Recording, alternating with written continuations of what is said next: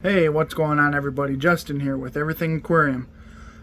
Making another video today. It's been about a week or so since I posted my last video on just a broad overview of the 75-gallon tank.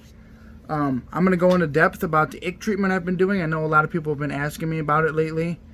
So I figured I'd do a little bit of a quick video on it and how I'm fighting off that illness. So stay tuned. So here's the tank right here.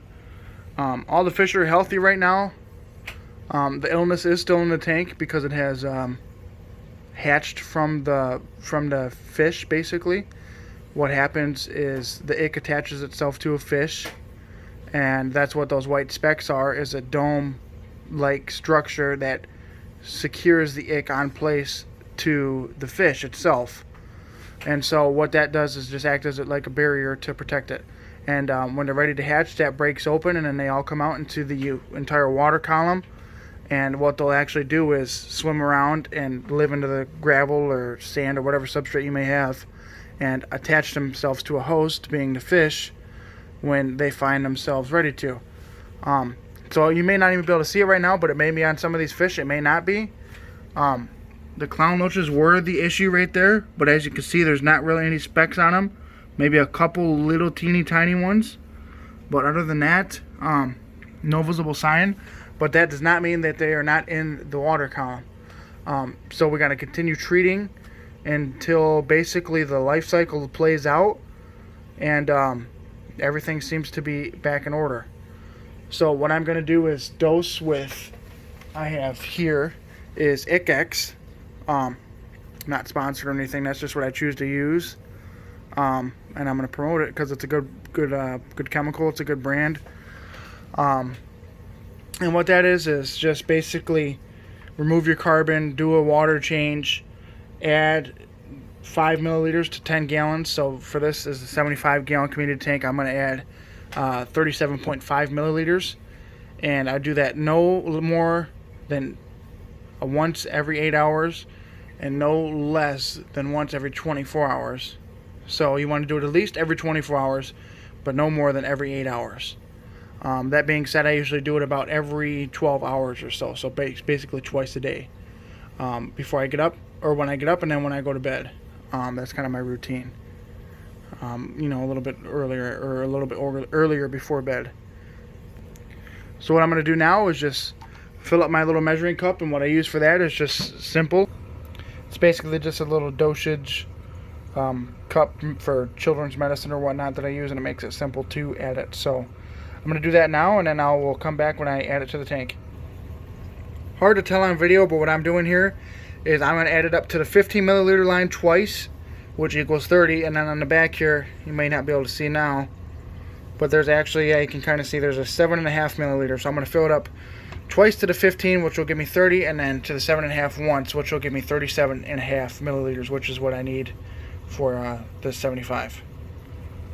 Also, the easiest way for me to do this is fill it up into this cup here, add it to this old cycle container here, and I add it all into there, and then I dump it in at once. That way it's full dosage right at once, and I don't have to empty a cup out, fill it back up, empty a cup out, and do that 3 times. Quick note on this stuff while I have it in my head: this is very toxic to any human being, let alone any other animal if it was to be digested, even fatal. So please keep this away from your children. It does have a safety seal cap, or whatever you want to call that, childproof cap. So you have to push down on it to open it. Besides that, this will stain your tank certain things blue, because it is a blue dye almost, and it'll stain the silicone, that teal blue, as you can kind of see. It's working its way toward that, and certain objects in the tank. Another note to add, I mentioned this already, but be sure to remove any carbon, activated carbon, in your filtration. Like down here, I just wrapped it up in this towel for now. This is Zeocarb, and it has ammonia removing material and activated charcoal in there. So be sure to remove that, or it'll completely absorb the medicine, and it won't have any effect. So when adding this, I like to add it right to the wave maker or circulation pump, utility pump, whatever you may have in there.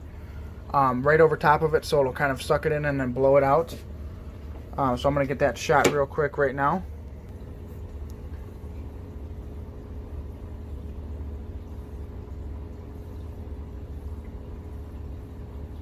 And that way it just sucks it right in and disperses it nice and even across the tank. I always like to give my bottle a little rinse just to be sure I get all the dosage out of it. And be sure to wash your hands with soap and water after coming into contact with this, just so you don't cross-contaminate. Also like to rinse out my little measuring cup.